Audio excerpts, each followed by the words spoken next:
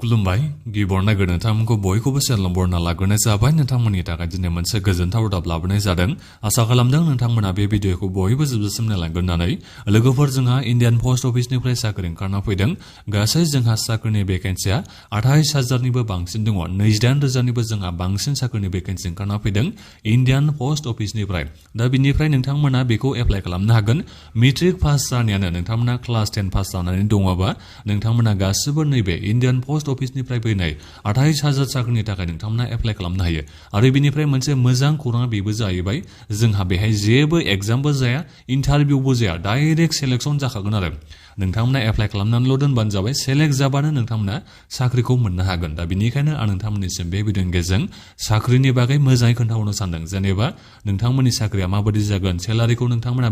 बेसेबां मोननो हागोन सेलेक्सना बोरै जागोन जेनेबा रिटन एग्जामबो जायाबा इन्टारभिउबो जायाबा सेलेक्सना बोरैथो जागोन आं बेखौबो नैबे भिडिअनि गेजेरजों खोन्थाहरनो सानदों बयबो नोंथांमोना भिडिअखौल' जोबजासिम नायलांबानो जाबाय दा बिनिफ्राय आंनि नोंथांमोननिसिम मोनसे खावलायनायबो थाग्रोबाय नोंथांमोना गासैबो गिबियावनो चेनेलखौ साबस्क्राइब खालामना लाग्रोलायनानै जाहाथे नोंथांमोना बेबादिनो भिडिअखौ मोननो हायो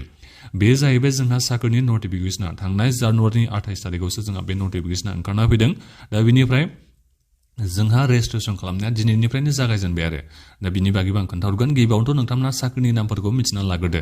ब्रान्च पस्ट मास्टार बे जाहैबाय जोंहा साख्रिनि नामा बिनिफ्राय मोनसेया दङ एसिस्टेन्ट ब्रान्च पस्ट मास्टार आरो बिनिफ्राय मोनसेया दङ जोंहा डाक सेबाक दा बे मोनथाम साख्रिनि थाखाय नोंथांमोननि फरायनाया मात्र मेट्रिक पासल' जानाय जानांगौ बे जाहैबाय जोंहा साख्रिनि नामफोरा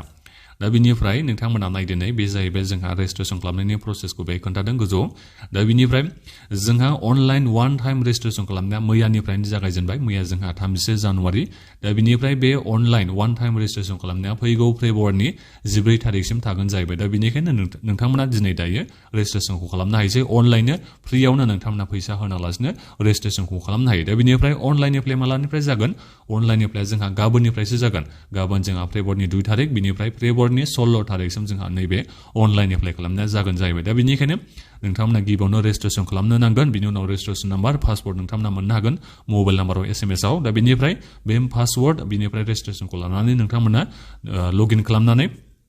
अनलाइन एप्लाइखौ गाबोननिफ्राय खालामनो हागोन दा बेखौ नोंथांमोना बयबो मिथिना मोनबाय जानांगौ दा बिनिफ्राय नोंथांमोना जुदि गावबागावनि बे एप्लिकेशनाव एबा अनलाइन एप्लाइ खालामनाय समाव माबाफोर नोंथांमोना गोरोन्थि खालामफ्लाङोबा माखौबाफोर नोंथांमोना गोरोन्थि फिलआप खालामफ्लाङोबा नोंथांमोना नैबे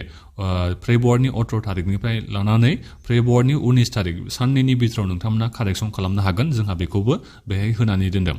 दा बिनिफ्राय फैदो नोंथांमोना साख्रिनि प्रफाइलखौ दानिया नायदो बे जाहैबाय जोंहा ब्रान्च पस्ट मास्टारनि साख्रिनि प्रफाइला नोंथांमोना जेनेबा मा मावनांगोन बेफोरनि बागै जोंहा बेहाय लिरना होखादों दा नोंथांमोना बेफोरखौ मोजाङै फरायनानै नायफैबानो जाबाय ओरैनोथ' जेबो हार्ड खामथ' गैया इजि खामानि गोजासो नोंथांमोना बेखौ मिथिखायानोसै पोस्ट अफिसनि खामानिया माबायदि जायो दा बिनिफ्राय एसिस्टेन्ट ब्रान्च पस्ट मास्टारनि साख्रिया माबायदि जागोन जोंहा बेखौ बेहाय लिरना होदों बेखौ नोंथांमोना मोजाङै फरायनानै नायफैबानो जाबाय दा बिनिफ्राय डाक सेबाकनि जबनि प्रफाइलखौबो जोंहा बेहाय होनानै दोनदों बेखौ नोंथांमोना फरायनानै नायफै दा बिनिफ्राय जोंहा बेहाय लिरना होनाय दङ आरो नोंथांमोननि सेलारिया माने बोसोराव 3% खरै इंक्रिमेन्ट जाबाय थागोन एबा बारायगोन होननानै जोंहा बेहाय लिरना होदों नोंथांमोना बेखौ फरायनानै नायफै दा बिनिफ्राय नैबे ब्रान्च पस्ट मास्टारनि थाखाय नोंथांमोननि सेलारिया 12,000निफ्राय जागायजेननानै 29,380 थाखासिम जाहैबाय बिनिफ्राय बे सेलारियाथ' बारायखायो नोंथांमोना मिथिखायो एलावेन्स बायदिसिना जोंहा बेहाय आरो थाफादेरगोन दा बेनिखायनो नोंथांमोननि सेलारिया एसे जाहैखागोन बारायानो बुरजायानो जाहैगोन आरो नोंथांमोना मोननाय समाव एसे बुरजाखौ मोनगोन दा बेजों लोगोसेनो आरो जोंहा दायो 8 पे कमिसनाबो जोंहा जानो थांगासिनो दङ दा बे जानाय लोगो लोगो नोंथांमोननि सेलारिया डाबल जाहैगोन दा बेनिखायनो सेलारिया खम नङा होननानै बेखौ बुंनो नांगोन दा बिनिफ्राय एसिस्टेन्ट ब्रान्च पस्ट मास्टार आरो बिनिफ्राय डाक सेबाक बे मोननैबो साख्रिनि थाखाय जोंहा सेलारिया एखेयानो 10,000निफ्राय जागायजेननानै 24,470सिम नोंथांमोननि सेलारिया जाहैगोन होननानै जोंहा बेहाय लिरनानै होदों दा नोंथांमोना सेलारिखौ दायो मिथिना मोनबाय जानांगौ दा बिनिफ्राय बैसोआ बेसेबां जानांगोन बेफोर साख्रिखौ एप्लाइ खालामनो थाखाय 18 बोसोरनिफ्राय जागायजेननानै माने खमथारबाबो 18 बोसोरा जाखाथारनांगोन बिनिफ्राय 45 बोसोरनिसिम नोंथांमोना एप्लाइ खालामनो हागोन मानो होनोबा जोङो ST केटेगरियाव गोलैयो जों बर'फ्रा दा बिनि ओरैनोथ' जेनेबा जायफोर जेनेरेल केटेगरिनि मानसिफोर बिथांमोना 40 बोसोरनिसिमाल' एप्लाइ खालामनो हागोन जोंनिया 5 इयार्सनि अभार एजनि जोंहा रिलेक्सेसन होनाय थायो नालाय नोंथांमोना नायबानो जाबाय नै 5 इयार्सनि दा बेनिखायनो जोङो 18 बोसोरनिफ्राय जागायजेननानै 45 बोसोरनिसिमा एप्लाइ खालामनो हागोन फरायनायखौबो दानिया नोंथांमोना नायदो नै फरायनाया जोंहा मेट्रिक पास जानानै एप्लाइ खालामनो हायो जायफोर नोंथांमोना मेट्रिक पास जानानै दङ नोंथांमोना बयबो एप्लाइ खालामना दोनबानो जाबाय दा बिनिफ्राय जोंहा बेहाय माखासे डिटेल्स होनानै दोनदों नोंथांमोना नाथायबा कम्पिउटारनि नलेज थानाय जानांगोन बिनिफ्राय साइकेल सालायनो नोंथांमोना रोंनाय जानांगोन बेखौ नोंथांमोना मिथिबानो जाबाय आजिखालिथ' गासिबो रोंखाजोबोआनोसै आजिखालि सोर साइकेल सालायबावो स्कुटिसो सालायगोन सोरबाफोर साख्रि मोनबाबो बाइकसो सालायगोन दा बिनिफ्राय जोंहा बिथिं सेलेक्सन प्रसेसनि बागै एसे खोन्थादों आं नोंथांमोननिसिम बिनि अनगायैबो डिसेबिलिटिफोरनि थाखाय माखासे क्राइटेरिया होनानै दोनदों बेफोरखौ नोंथांमोना एसे फरायनानै नायनो हागोन जायफोर नोंथांमोना डिसेबिलिटि खथायाव गोलैयोबा हाउ टु एप्लाइ होनना बुंदों नोंथांमोना दाथ' एप्लाइ खालामनो हाया अनलाइननो नोंथांमोना फ्रियावनो अनलाइन एप्लाइ खालामनो हागोन जोबोद इजियावनो नोंथांमोना अनलाइन एप्लाइ खालामनो हागोन दाथ' जाथ'वाखै नालाय गाबोननिफ्रायसो जागोन दा बेनिखायनो आं नोंथांमोननिसिम बे भिडिअनि गेजेरजों बोरै एप्लाइ खालामनो नांगौ बेखौ खोन्थाहरनो हानाय जानाय नंला अब्लाबो आं नोंथांमोननिसिम अनलाइन एप्लाइनि लिंकखौ भिडिअनि डिसक्रिपसनाव होनानै दोनखादों जाहाथे नोंथांमोना गासिबो गाबोन नैबे भिडिअनि डिसक्रिपसनाव होनाय लिंकआव थांनानै अनलाइन एप्लाइ खालामना लानो हायो बिनि थाखाय आङो लिंकखौ भिडिअनि डिसक्रिपसनाव होनानै दोनखाबाय दा बिनिफ्राय सेलेक्सन प्रसेसा बोरै जाहैगोन जाहैबाय नोंथांमोननि नैबे मेट्रिकनि मार्कखौ नायगोन जाहैबाय जायफोर नोंथांमोना मेट्रिकआव मोजां मार्क लानानै पास जादोंबा नोंथांमोना साख्रि मोननायनि गोबां बेहाय चान्सआ दङ दा बिनिखायनो जायखिजाया नोंथांमोना बयबो एप्लाइ खालामना लाबानो जाबाय मालाबा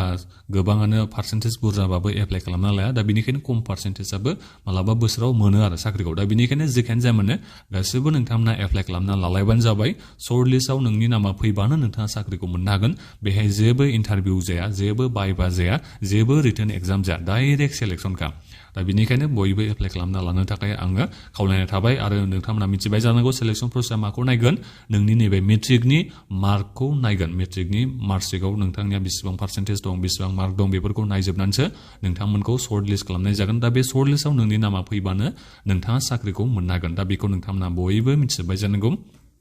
दा बिनि अनगायैबो मा डकुमेन्ट्स नांगौ बेफोरखौ जोंहा बेहाय होनाय दङ जेरै marksheet identity proof caste certificate जायफोर बिथांमोना पिडब्लिउबि केटेगरियाव गोलैयो बिथांमोना पिडब्लिउबि सार्टिफिकेट होनांगोन इडब्लिउएस सार्टिफिकेट जायफोर ट्रान्सजेन्डार बिथांमोना ट्रान्सजेन्डारनि सार्टिफिकेट डेट अफ बार्थनि नोंथांमोना प्रुफ होनांगोन दा बेफोरखौ जोंहा बेहाय बुंदों आरो बिनिफ्राय नोंनि बे गासिबो माबानि मेट्रिकनि सार्टिफिकेट मार्कशिट नोंथांमोना बेखौ होनांगोन होननानै जोंहा बेहाय लिरना होनाय दङ दा बिनि अनगायैबो जोंहा गोबां डिटेल्स होनाय दङ अब्लाबो आं नोंथांमोननिसिम जायफोर बाथ्राफोरखौ नोंथांमोना मिथिनो गोनां आं बेखौनो नोंथांमोननिसिम खोन्थाहरजोबखाबाय दा नोंथांमोना जायफोर एप्लाइ खालामनो थाखाय गोसो गुदुं जानानै दङ नोंथांमोना दायो रेजिस्ट्रेसनखौ खालामना लाग्रोदो बिनिफ्राय गाबोन नोंथांमोना अनलाइन एप्लाइखौ खालामना लाबानो जाबाय गाबोननिफ्राय जोंहा अनलाइन एप्लाइआ स्टार्ट जासिगोन आं नोंथांमोननिसिम अन टाइम रेजिस्ट्रेसन खालामनाय नोंथांमोननिसिम आं बेखौबो लिंकखौ भिडिअनि डिसक्रिपसनाव होनानै दोनदों नोंथांमोना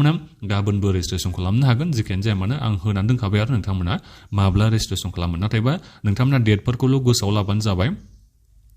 जोंहा बेहाय डेटआ होनाय दं नालाय वान टाइम रेजिस्ट्रेसना जोंहा फेब्रुवारिनि 14 थारिखसिम थागोन दा बिनिफ्राय अनलाइन एप्लाइआ जोंहा माबानि फेब्रुवारिनि 16 थारिखसिम थागोन दा बेफोर डेटखौल' गोसोआव थाबानो जाबाय नोंथांमोना गाबोन खालामो ना समफोर खालामो नोंथांमोननि सायाव जाहैबाय बेयो गासिबो लिंकखौ नोंथांमोना भिडिअनि डिसक्रिपसनाव मोननो हागोन दा बेखिनियानोमोन जायफोर नोंथांमोना मेट्रिक पास जानानै दङ आरो बिनिफ्राय पार्सेन्टेजआ मोजांबा नोंथांमोना गासिबो अनलाइन एप्लाइ खालामना लागोनखौ आं खावलायनाय थाबाय दा बेखिनियानोमोन नोंथांमोना माबाफोर सोंनांगौ दङबा भिडिअनि बक्सआव कमेन्ट खालामदो आरो बे भिडिअखौ नोंथांमोना गासिबनोबो शेयार खालामना होबानो जाबाय जाहाथे नोंथांमोननि सोरबाफोर लोगोफ्रा मिथिबायनानै एप्लाइ खालामना लायो खोमा दा बेखिनियानोमोन गोजोन्थों